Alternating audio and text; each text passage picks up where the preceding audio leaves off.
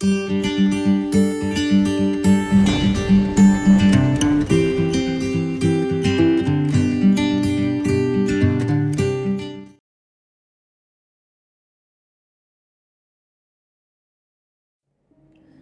Friends, मैं doctor Kajal Mangokiya, practicing IVF specialist since last 15 years at Orchid hospital and IVF centre Surat. नमस्कार, आपका स्वागत है ऑर्किड पेशेंट्स अवेयरनेस सीरीज़ में। और आज मैं बात करने वाली हूँ कि ऐसी 7 मिसकंसेप्शंस या तो 7 टिप्स, बहुत ही इम्पॉर्टेंट टिप्स है for infertility.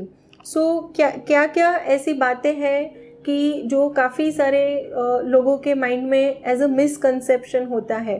So first and most important कि काफ़ी बार लोगों को लगता है कि शादी के बाद जब बच्चा प्लानिंग करना है तो यह समय जो है गोल्डन पीरियड है, 3 इयर्स 5 इयर्स का समय तो जाने ही देना चाहिए। शादी के बाद जल्दी बच्चा नहीं रखना है या तो नहीं रुकना चाहिए। सो यह जो है यह एक मिसकंसेप्शन है फ्रेंड्स। शादी के बाद अगर आपको बाय चांस कॉन्ट्रासेप्शन फेलियर होकर भी प्रेगनेंसी रुकती है तो उसे कंटिन्यू करें, ऐसी एज अ डॉक्टर हमारी एडवाइस रहती है। और इन केस जो भी कपल है कि जैसे फीमेल पार्टनर जो है उसकी एज लेस देन 30 इयर्स है, यानी कि 30 साल के पहले अगर एक प्रेगनेंसी हो जाती है कम्प्लीटली तो आपके लिए बहुत ही अच्छा रहता है, क्योंकि after the age of 30 years बच्चे में डिफेक्ट आने के चांसेस ज़्यादा होते हैं। इवन कंसीव करने में भी तकलीफ़ आने के चांसेस रहते हैं, बिकॉज काफ़ी बार हम देखते हैं कि प्री मैच्योर मीनोपॉज यानी कि 32-33 इयर्स में मीनोपॉज आने की शुरुआत हो जाती है। सो फर्स्ट जो फैक्ट है कि as early as possible at least आपका फर्स्ट प्रेगनेंसी रुकना चाहिए। फर्स्ट प्रेगनेंसी के लिए आपको लेट करना नहीं है, and ideally less than before the age of 30 years. Second है कि काफ़ी बार लोगों को क्वेश्चन होता है कि मैम जब भी रिलेशन रखते हैं तो जो वीर्य है वह सारा बाहर निकल जाता है। सो फ्रेंड्स, जब भी आप इंटरकोर्स करते हैं तो जो सीमन रहता है उसके अंदर काफ़ी सारे दूसरे भी केमिकल्स होते हैं, जैसे कि प्रोस्टाग्लैंडिन्स करके हार्मोन रहते हैं, समाइनल फ्लूइड रहता है, और जो वीर्य है उसके जो इनिशियल जो 2 बूंद होते हैं उसमें मैक्सिमम स्पर्म्स लोडेड रहते हैं। और प्रेगनेंसी कंसीव करने के लिए only 1 sperm is also sufficient, लेकिन स्पर्म का जो काउंट है that is in the millions. और नॉर्मली क्या होता है कि जो सर्विक्स है वहाँ से ही जो हेल्दी स्पर्म्स है, जिनकी मोटिलिटी अच्छी है, मॉर्फोलॉजी अच्छी है, ऐसे जो स्पर्म्स है वो through the uterus fallopian tube तक पहुंच जाएंगे।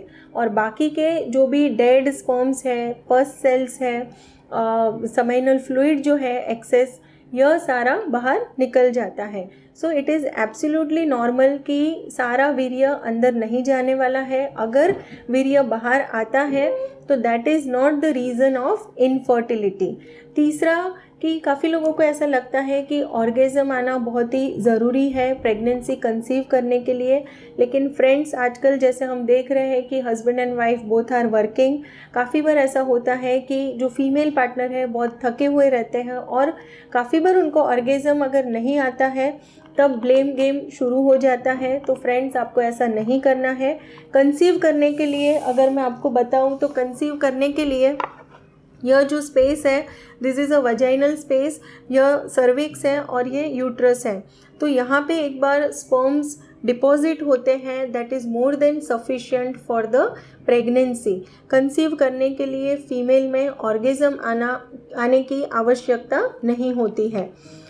दूसरा जो मैं इम्पॉर्टेंट फैक्ट यहाँ पे हाईलाइट करना चाहती हूँ कि काफ़ी पेशेंट को रहता है कि सेक्स फ्रीक्वेंसी, क्योंकि husband and wife both working हैं या तो डिस्टेंस रिलेशन है कि for example female partner local यहाँ पे रहते हैं और मेल पार्टनर जो है कोई दूसरी जगह पे रहते हैं, उनका वीकली या तो एवरी 15 डेज़ पे आना होता है, तो उनको लगता है कि बिकॉज़ उनका फ्रीक्वेंसी प्रॉपर नहीं है, यह भी एक रीज़न हो सकता है कंसीव करने के लिए। तो फ्रेंड्स, सेक्स का जो फ्रीक्वेंसी है उसके लिए अगर मैं बताऊं कि आपका जो ओव्यूलेशन के नज़दीक का जो समय है, ऑन एन एवरेज अगर आपके पीरियड्स रेगुलर है 28 to 30 डेज़ की साइकिल है, सो 12th या तो 14th डे जो है that is the day of ovulation. So अगर आप ओव्यूलेशन का जो दिन है उसके आसपास रिलेशन रखते हैं, सो ज़्यादा इंटरकोर्स की फ्रीक्वेंसी की आवश्यकता नहीं होती है।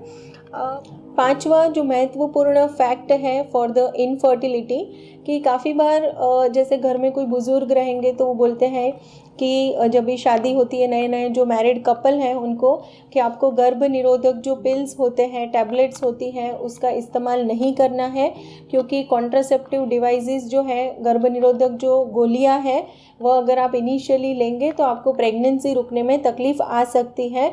तो फ्रेंड्स, यह जो गर्भ निरोधक गोलियां होती हैं वह जनरली हम इरेगुलर पीरियड्स अगर किसी महिला के हैं, या तो हार्मोनल इम्बैलेंस है, पीसीओएस का प्रॉब्लम है, तो ऐसे पेशेंट में भी गर्भ निरोधक गोली का इस्तेमाल होता है। तो यह जो है यह एक मिथ है या तो एक मिसकंसेप्शन है कि अगर आप गर्भ निरोधक गोलियां इस्तेमाल करते हैं तो आपको प्रेगनेंसी रुकने में तकलीफ़ आ सकती है। और जनरली अगर मैं आपको बोलूँ कि यह जो टैबलेट्स होती हैं वो हालांकि आपका हार्मोनल बैलेंस करती है, तो इसकी वजह से बच्चा रुकने में तकलीफ़ नहीं आ सकती है। हाँ, वो गर्भ निरोधक है, यानी कि अगर आप जो साइकिल में यह टैबलेट यूज़ करते हैं वह समय में वह प्रेगनेंसी रुकाने के लिए हेल्पफुल होती है। स्पेशली वह उसका जो रोल है गर्भ निरोधक गोली का, कि इम्प्लांटेशन की जो प्रोसेस है वह प्रिवेंट करती है। So that is the reason कि जब भी आप कॉन्ट्रासेप्टिव पिल्स इस्तेमाल करते हैं तभी आपको बच्चा नहीं रुकता है। बट अगर आपने 6 months 1 year गर्भ निरोधक गोली का सेवन किया है और जब भी आपको प्रेगनेंसी प्लान करना है तभी आप ये टैबलेट बंद करेंगे, so from immediately next month से आप प्रेगनेंसी के लिए प्लानिंग कर सकते हैं। सिक्स्थ जो फैक्ट है वह यह है कि काफ़ी बार पेशेंट आते हैं तो उनको रिपोर्ट्स वगैरह कराने के लिए बोला जाता है, तो सामने से ही बोलते हैं कि मैम हमारे जो घर में बुज़ुर्ग हैं उन्होंने बोला है कि थैली सफाई करवा लो और बच्चा रुक जाएगा। तो फ्रेंड्स, यह जो मिसकंसेप्शन है कि थैली सफाई करने की वजह से बच्चा नहीं रुकता है। काफ़ी सारे दूसरे फैक्टर्स भी होते हैं कि जैसे आप यहाँ पे देख सकते हैं कि यह यूट्रस है, दोनों बाजू के फेलोपियन ट्यूब्स हैं, दोनों बाजू के ओवरीज है। सो जब भी हम थैली सफाई करते हैं, यानी कि यूट्रस का जो अंदर का लाइनिंग होता है वहाँ पे क्यूरेटिंग किया जाता है, आपका जो बच्चेदानी का मुख है उसको डायलेट किया जाता है। और अगर यहाँ पे प्रॉपर प्रिकॉशंस नहीं रखे जाते हैं या तो जो सेंटर है वेल इक्विप्ड नहीं है तो यहाँ पे इन्फेक्शन का रिस्क रहता है। बहुत एग्रेसिवली अगर क्यूरेटिंग किया जाता है तो परमानेंटली यूट्रस के अंदर के लेयर को यह चीज़ डैमेज कर सकती है और आपको यूट्रस के अंदर के लेयर में झाले बन सकते हैं, और यह एक रीज़न हो सकता है इनफर्टिलिटी डेवलप करने के लिए। तो फ्रेंड्स, थैली सफाई करना यह प्रेगनेंसी रखने के लिए सॉल्यूशन नहीं है। काफ़ी सारे दूसरे टेस्ट रहते हैं जो इम्पॉर्टेंट होते हैं, आपके फेलोपियन ट्यूब्स हैं, आपका सोनोग्राफी और आपके हस्बैंड का जो रिपोर्ट है सीमन एनालिसिस, यह सारी चीज़ बहुत ही आवश्यक होती है। और अंत में जो 7th टिप मैं आपको देना चाहती हूँ या तो 7th फैक्ट जो है फॉर इनफर्टिलिटी इज़ स्ट्रेस। काफ़ी बार ऐसा होता है कि हस्बैंड वाइफ वर्किंग है, वाइफ को जैसे घर का भी मैनेज करना है, ऑफिस वर्क भी मैनेज करना है, और कहीं ना कहीं जो स्ट्रेस फैक्टर है इसकी वजह से क्या होता है कि आपके बॉडी में जो हार्मोन रिलीज़ होते हैं दैट इज़ एड्रेनालिन करके हार्मोन रिलीज़ होता है, और इसकी वजह से आपका जो यूट्रस है उसके कॉन्ट्रैक्शंस बढ़ जाते हैं, और जब भी यूट्रस के कॉन्ट्रैक्शन बढ़ते हैं तो इम्प्लांटेशन में वह तकलीफ़ देता है, यानी कि बच्चा रुकने में stress plays a very very important role. So friends, मैंने 7 फैक्ट्स, इम्पॉर्टेंट फैक्ट्स जो है या आज आपको बताए हैं। आपको और भी कोई ऐसे मिसकंसेप्शन है या तो कोई चीज़ कंफ्यूज कर रही है इनफर्टिलिटी के रिलेटेड, तो आप कमेंट बॉक्स में ज़रूर से लिख दीजिए। And follow our Instagram page also on Orchid hospital and IVF centre and doctor Kajal Mangokiya. Thank you friends for watching this video.